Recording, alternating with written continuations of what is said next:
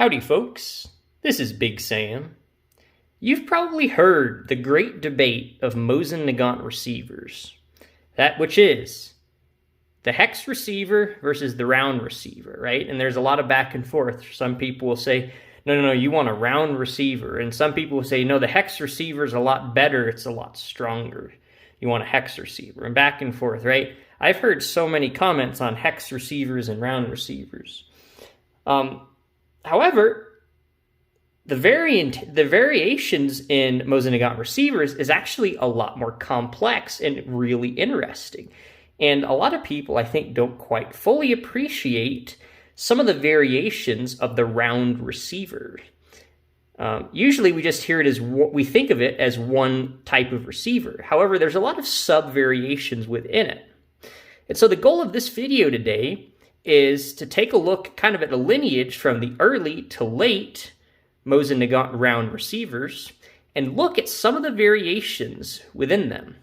Now, to understand these variations, what we're going to do is look at here. This is the earliest one we're looking at today. This particular rifle was produced by the Izhevsk factory in 1938.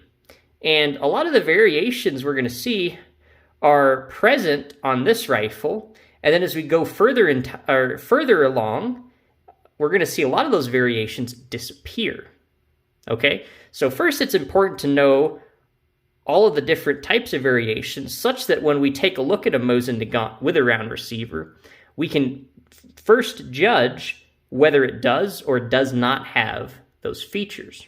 Okay, so that ran aside.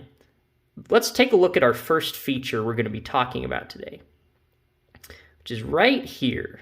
Okay, some of you may have heard of this. This right here is what we're going to be referring to as a low wall receiver.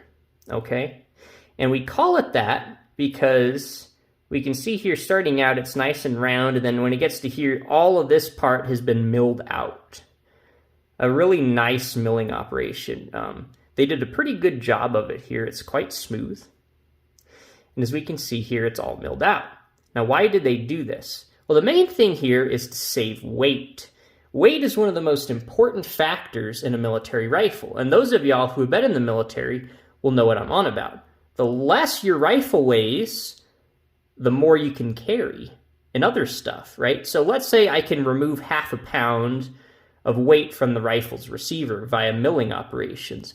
Well, that gives me a freed up half pound that I can say extra have of ammo, for instance. So I can have an extra half pound of ammo or an extra quarter pound of food and an extra quarter pound of ammo. You can think of it any way you want to, but the important thing here is that this saves weight. And that weight can either go into other places or just be removed from your kit altogether. In either case, it's a plus. So this, when we have this piece milled out here, this is what we call a low wall receiver. Now, this will also be present on hex receivers. So any hex receiver you find should be a low wall receiver like this. It has this portion milled out. Okay. So this is our first variation we're going to be looking at. Now here's the second variation. We go just a little bit further back here. It's this. See this little cut right here? Right here. See that? And it's present on both sides. It's a symmetrical cut, and we can see it here as well. This is what we're going to be referring to as a stepped tang. So this whole region here in the back is the tang. A lot of times you'll hear it referred to as the tang markings. That's because a lot of Mosin Nagants have a factory and year marking under the tang, which is right here. So like if you look under the stock, there'll be markings under the receiver right here. So this area is known as the tang.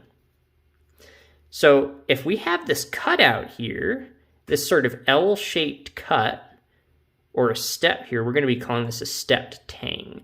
So this is our second feature, that we're going to be looking at today. Now what's our third feature? Well, it's actually right here. See this little cutout right here? With the bolt so we can see it. right here. So right here's our cutout for this. This is what we call the stripper clip guide.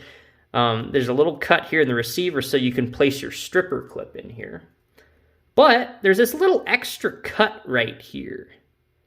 Well, what is that? Why is that here? It's not present on the other side because, well, there's just air here. There's nothing here, so you don't have to make a cut, but they did do a cut here. This is really strange and really interesting.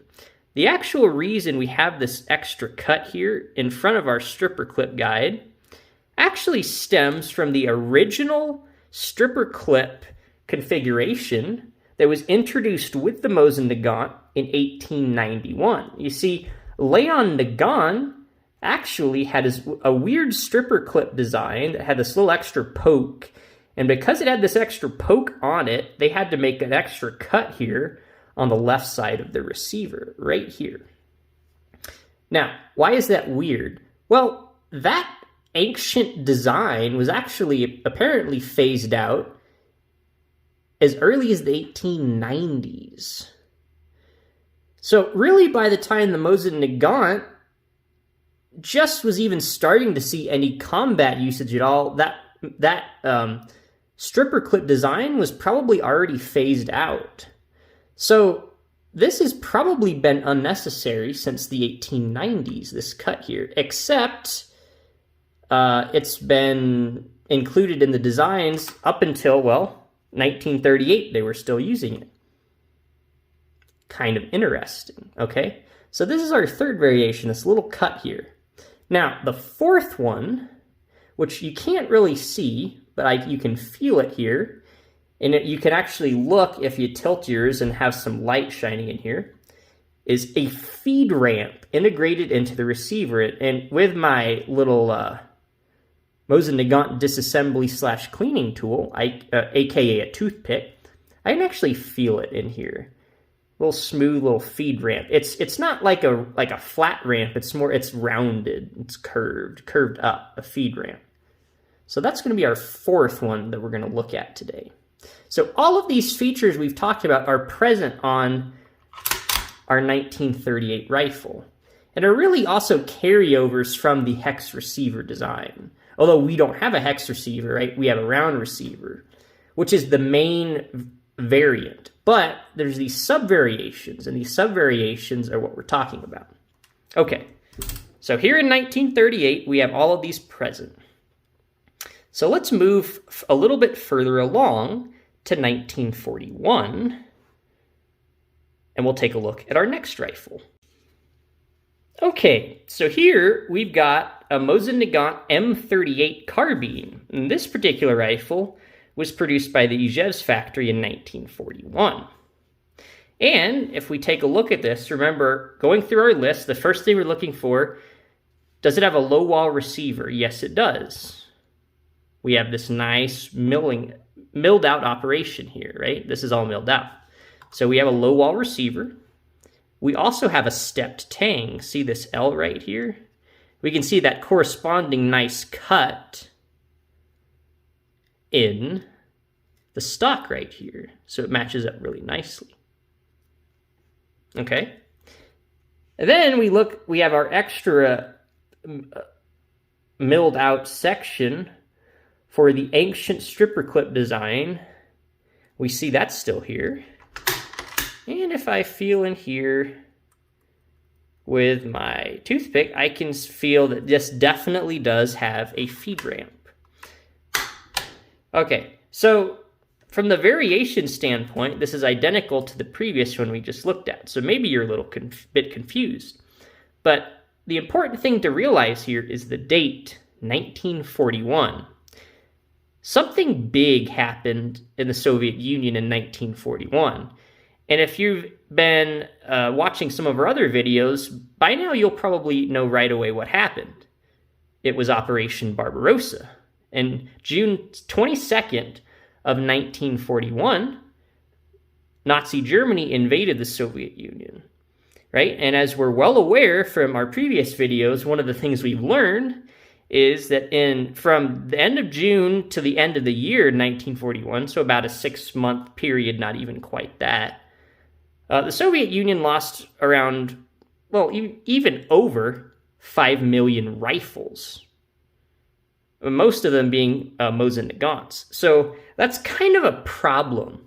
And what they had to do was scramble and find ways to start making simplifications to the process.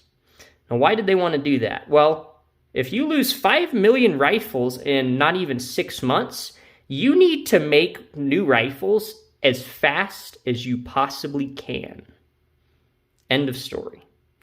And in order to do that, they had to make some simplifications to reduce the time it took to produce one of these rifles.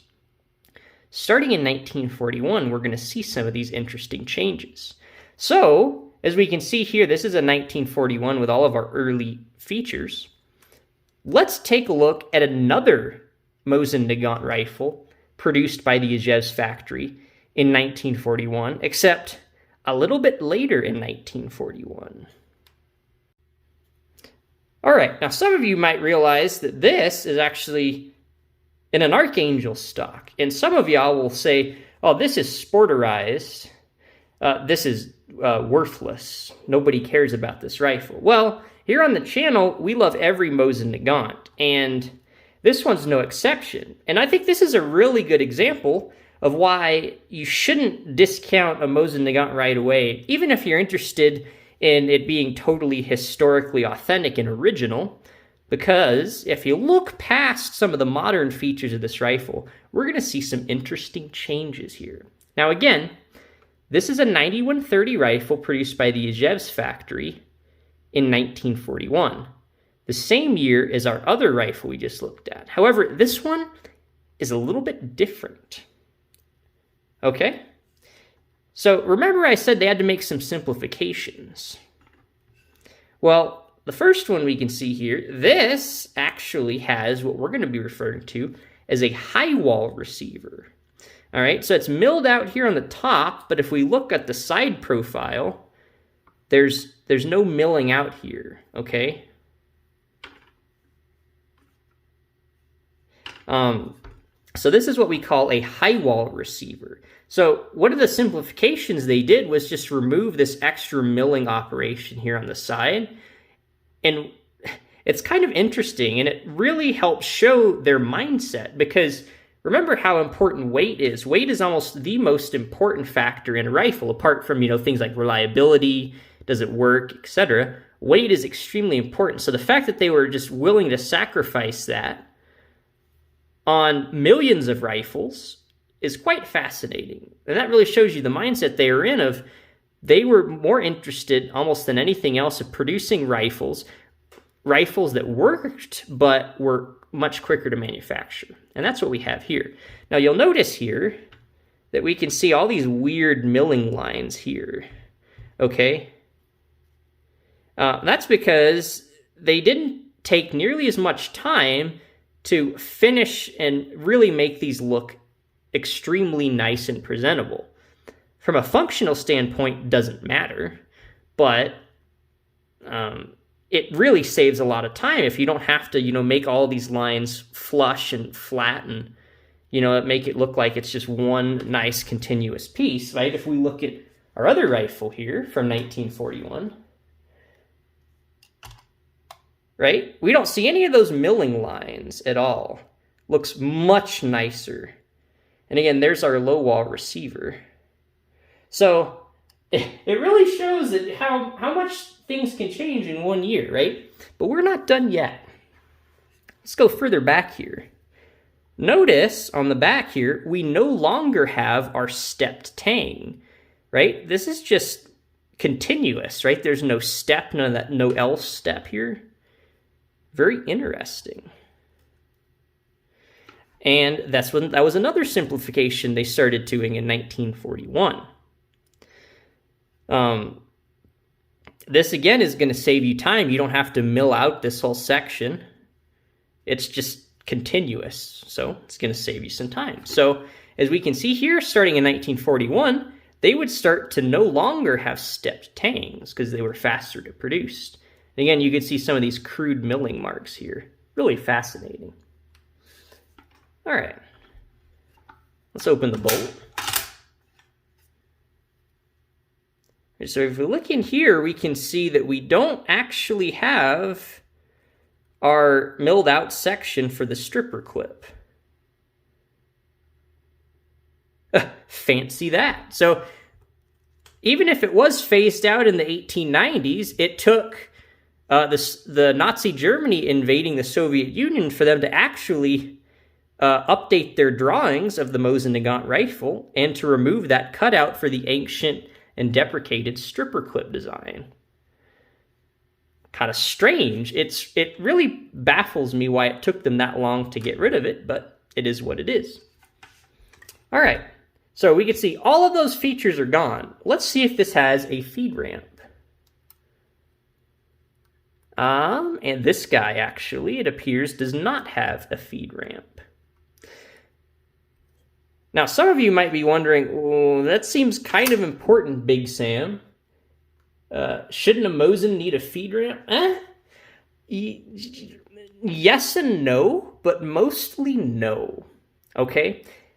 Why is that? Well, this is a really interesting topic here. So the feed ramp was actually an old early requirement of the Mosin Nagant in 1891.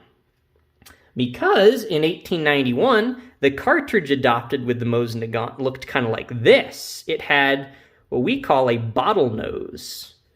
It didn't have the Spitzer, which is what we have here on the right. The early bottle nose is originally what was adopted with the Mosin Nagant.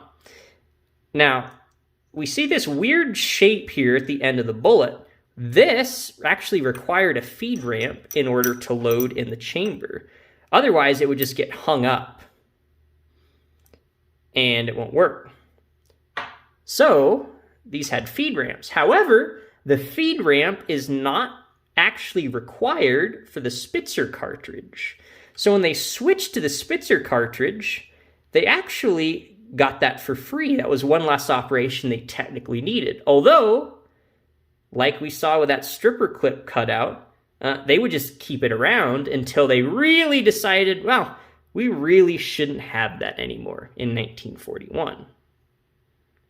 Now, one thing you may notice if you have a rifle without a feed ramp is, if you have it, if you just set the cartridge, I'm not going to load this because this is a live round, but if you have it just sitting on the top and you try to feed this, if you don't have a feed ramp, sometimes it'll work and sometimes it'll actually get hung up. So on the later rifles, you can't just like set a cartridge in here. You actually, in order to get it to feed properly, 100% of the time, you actually have to put it down here and to get it to load in here a little bit, right? So remember our interrupters down here, and we have our, you can actually see it right here. We have our ejector. So you actually, if you have a later rifle and you just want to load a cartridge in order to feed it reliably, you want to make sure you get it below it'll snap here. See that? You'll want to make sure it's below the ejector here, okay? Otherwise, if it's too high, if you don't have that feed ramp, it can easily get caught up. So now, since I went ahead and put a live round in the magazine, I'm just going to pull out the bolt for safety reasons. Okay, and then what we're going to do now is we've taken a look at in 1941 some of these weird simplifications. We're going to move a little bit further along now to look at what happened in 1942. But we can't quite do that yet. You see, remember how I said that starting in 1941, we no longer have the low wall receiver and we switched to the high wall in 1941? That's not quite right. So let's look at an example of why that's not quite right. All right, so before we can go to 1942, we actually have to go back in time to the year 1939, as we can see this guy is. Now this particular rifle was produced by the Tula factory, because we have this big start, in 1939. This is another 9130 rifle. But one of the weird things you'll notice here is that this rifle also has the high wall receiver. It doesn't have that nice milled out section here on the side. Well, you see, to every Mosin Nagant rule, there's an exception, and this rifle is the exception. The high wall receiver was not actually introduced in 1941 for wartime simplifications of the production process. The high wall receiver was actually introduced by the Tula factory in 1938. Why? Well, normal rifles don't have this.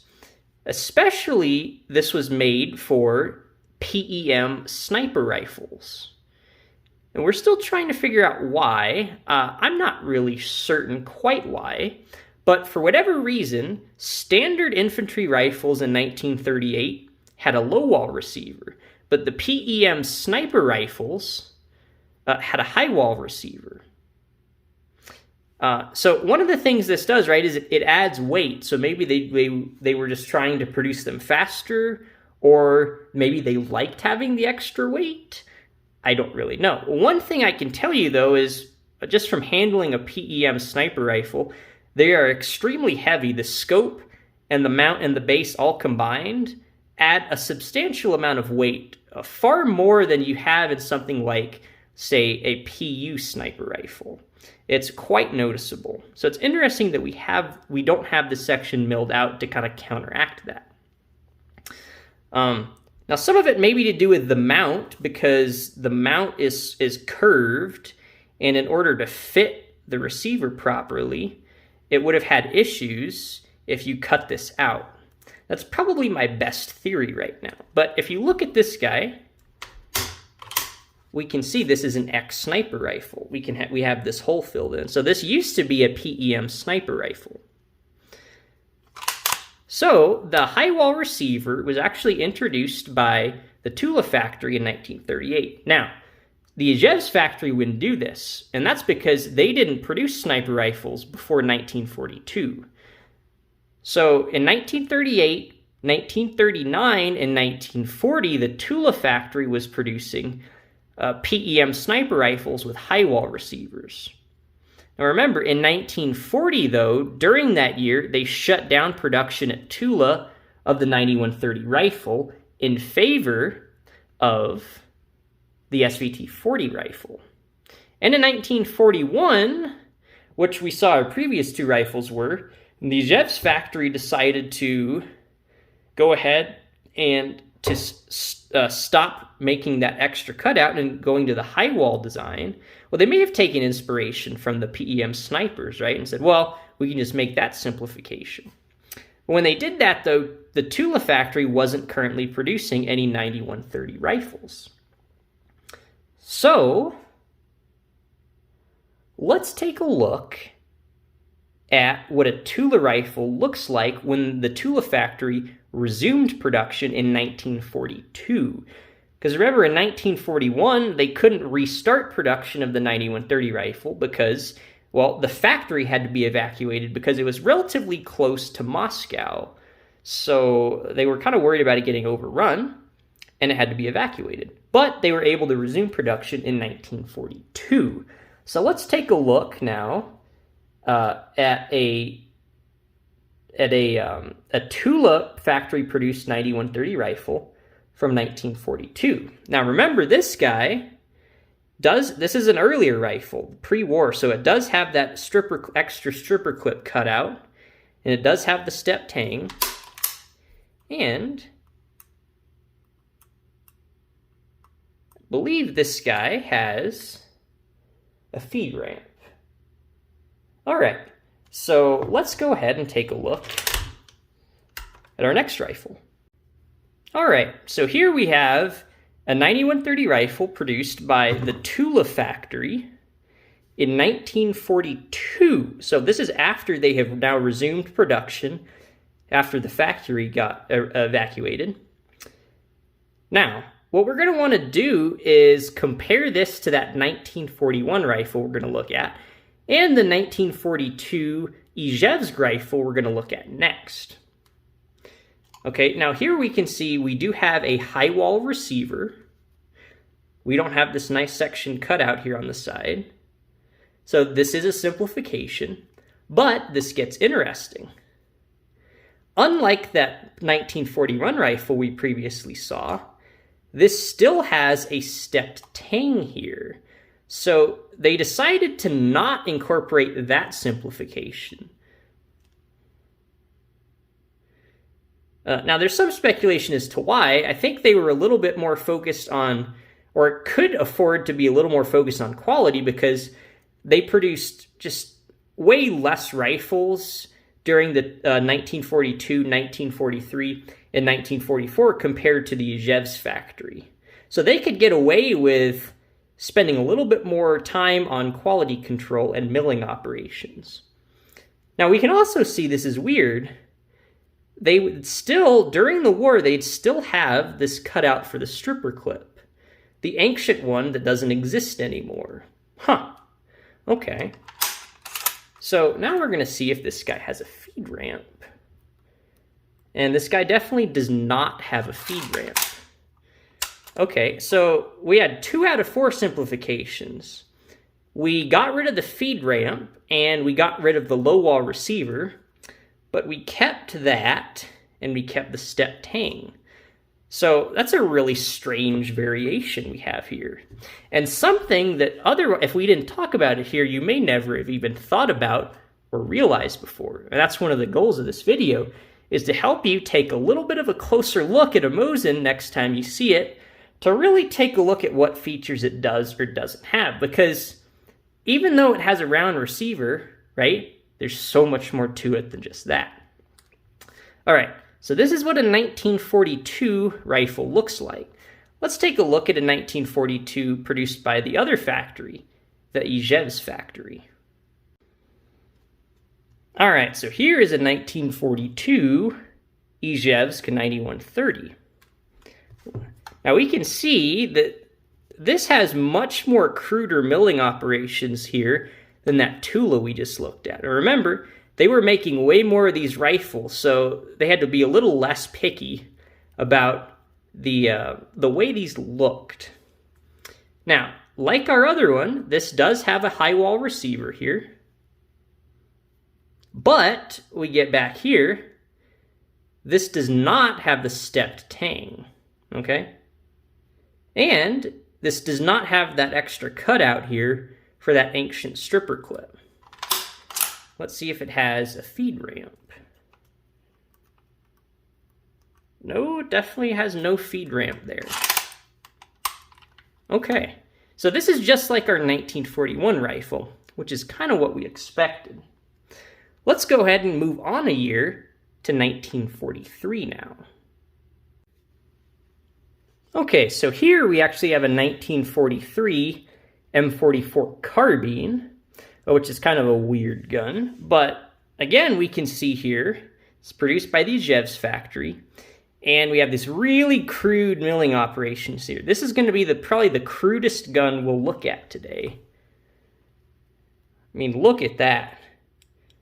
But it works totally fine. It just looks a little not great. But that's really the charm of these wartime production rifles. A lot of people don't like this, but you know, people like Big Sam, we really like these. These are quite fascinating guns and quite an important part of history. And if you want to know more about that, you can check our video out called How the Mosin Nagant Actually Saved the World. This is an important rifle. All right, now getting back to our topic at hand, we still have our high wall receiver in 1943, and we still don't have our step tang, so we still have both of those simplifications.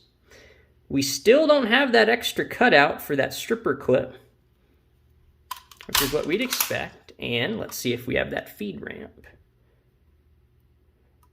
Nope, there's no feed ramp in there. So even in 1943, we still have all these simplifications. Okay. Now, in order to prevent this from becoming an extremely long video, I'll go ahead and tell you that I've looked at some 1944 rifles and by the Izhevsk factory, and they're all this pattern as well. So let's go to the end of the war now in 1945. All right, so here's a 1945 M44 carbine. Here's our bayonet, produced by the Izhevsk factory. Now, we will notice here right away that the machining looks quite a bit better. They definitely took a little bit more time to make this look nicer. So that's important. But notice, even in 1945, when we're at the gates of Berlin, we're still producing high wall receivers, okay? So it still has that simplification. And we still do not have our stepped tang here, okay? So we still have that, and we still don't have our cutout for that old stripper clip. Well, let's see if we have a feed ramp. Nope, we still don't have a feed ramp. So that's kind of interesting. So even in 1945, we still have all these simplifications. All right, now the Tula factory would produce rifles in 1942, 1943, and 1944. And really, we're going to take a look at some of those another day because there's some interesting things in there. A lot of the rifles, especially produced by Tula in 1944, had recycled receivers. Now, what exactly that is, well, we'll talk about that another day. But what it really means is you can have some really fascinating features on your receiver on a Tula that you may not have otherwise. There's even reports that I've read that the Tula factory would use recycled hex receivers and actually grind them down and convert a hex receiver into a round receiver. Now, I'd imagine whoever thought that was a good idea was quickly sent to the gulag because, well, quite frankly, that doesn't really make a lot of sense to do. But apparently that was done, so there's a lot of fascinating details about those, but again, we'll look at that another day. Let's move on, though, to the end of the war and see what a post-war M44 carbine looks like. So here we have a 1946 M44 carbine produced by the Izhevsk factory. So this is after the war's been over now. We can see this is absolutely a fantastic rifle. I mean, look at the finish on it. Look how nice. There's no milling lines anywhere. They did an outstanding quality control on this rifle. Wonderful. Now, one of the interesting things you'll notice is in 1946, they switched back to the low wall receiver. And these rifles, these M44 rifles, were produced by the Izhevsk factory in 1946 after the war, 1947, and 1948. So 3 years after the war. But what's interesting is they didn't go back to having that stepped tang. So while they did implement this extra milling procedure here for the low wall receiver, we wouldn't see that step tang reappear.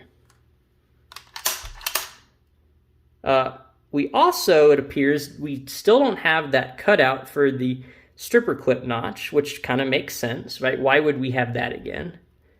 And it does appear that this rifle does not have a feed ramp still. So they really just didn't see the need, I guess, to have that feed ramp. But again, it really did make a simplification of how you can just mill out the entire inside of the receiver. You didn't have to worry about saving that little extra feed ramp there. So I can really see why they didn't want to do that. Okay, so this kind of covers the Russian rifles, but let's take a look at a later Chinese rifle. So here we have a 1956 Chinese Type 53 Mosin Nagant.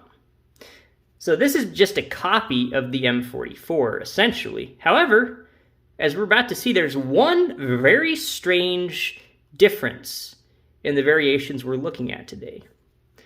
Now, really what we want to do is compare this to that 1946 M44 we were looking at, because theoretically, the Russians would have helped the Chinese set up production according to those specifications. Theoretically. But let's see if that's true. Well, we see we have our low wall receiver here, so that's kind of what we'd expect. Our post-war M44 had that. The Chinese rifle here also does not have a stepped tang. That's also what we'd expect. However, what's weird is if we open the bolt, it does appear to have this extra notch here for that ancient stripper clip. Now, there's some theories as to why. One is that the documents or the specification they had was just messed up. As again, this is a pre-war spec, but this isn't totally a pre-war spec rifle because it doesn't have that stepped tang. Another theory is that the Chinese actually used a stripper clip design very similar to that old one, which is maybe why they had that here. That's really interesting to see.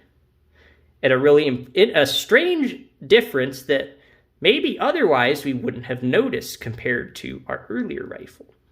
And let me feel around here. There's absolutely no feed ramp. So the Chinese didn't have a feed ramp on these either. Now, they made millions of these rifles, which is really interesting that despite the fact that they made so many of these, they still wanted to have that low wall receiver. And why is that? Well, this is a carbine, so one of the nice things about a carbine is that it's handier than your standard 9130. It's shorter, but it's also should be, at least in theory, lighter because you have a shorter barrel and a shorter stock. Now, this does have the bayonet, but remember, in World War II, the 9130 was to always have the bayonet affixed. It was sighted in with the bayonet on, so we can't really hold that too much against this carbine. So maybe they wanted to keep that weight advantage, and they just decided, well, we'll get rid of this here. Now, the Type 53 Chinese rifles, they're not very well known or understood, but these are very high-quality rifles. If we look here, I mean, this is every bit comparable to that post-war M44 we looked at, made in 1946. This is way nicer than those wartime rifles we were looking at. The bolts on these tend to be really smooth because, well, they're not refurbished. And again, these are really nice rifles. So thank you guys for watching. I really hope that after seeing this video now, you have a little bit better understanding of some of the interesting variations with Mosin Nagant round receivers. And even though maybe you have a round receiver, there's still a lot more to it than that. And that's kind of one of the goals with this channel, is to help you understand there's so much more, both in terms of little variations as well as history to these rifles, than meets the eye. So I hope you enjoyed this, and if you did, and maybe you'd like to see more videos like this, please consider subscribing. Please let me know if y'all have any prayer requests, and I'll see you next time.